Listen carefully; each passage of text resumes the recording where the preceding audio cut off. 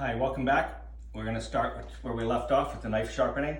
As I said, we're going to sharpen the Japanese knives. I'm going to show you a whetstone. This has been soaking in water. I usually keep it soaked in water continually until I'm ready to use it. I pull it out of the water, keep a little bit on the side so that I can wipe it, put some splashes on the stove. Some knives, people sharpen them lengthwise. I'm using section by section by section because I want to keep the stone. If you grind the stone continually, you'll have waves in the stone, you'll ruin the stone. You want to keep the stone as flat as possible all the time so it has surface space that's touching the blade. So we're going to wet the stone and I'm pulling the knife back and forth. I'll do about the same amount of strokes.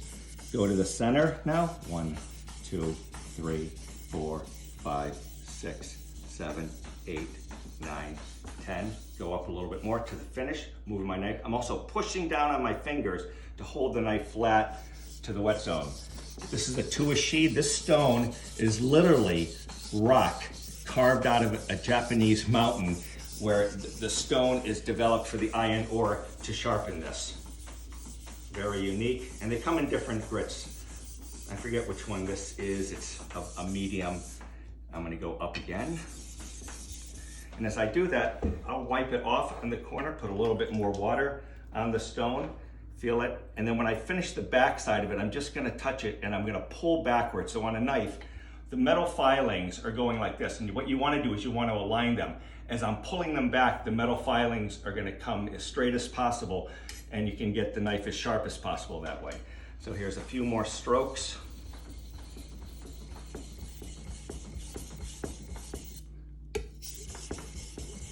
To the center of the knife. And I'm using blade to blade, so I'm using the entire surface of the stone. Wipe, wipe, feel very sharp. And then now I'm gonna pull. So I'm gonna use the back side of the blade and I'm pulling, pulling, pulling, pulling, pulling, pulling. Do a little pulling here, don't I? It's all good. Now there'd be a lot more into this and you can continue it until you get it sharp. This one was already pretty sharp and that feels good. Now, for the polish on these, really unique. Put this down. This is a little oil stone pad to polish. And this will take these knives and hold this away from me so that I will take this and polish these knives. When you look at the Japanese sushi set knives, this knife that I'm polishing is over 15 years old.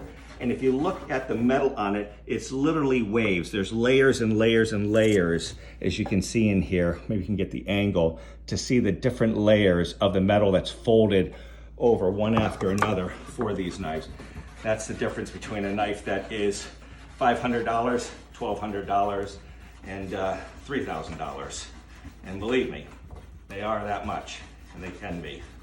So this polishes that side of it, and I'm going to the back side.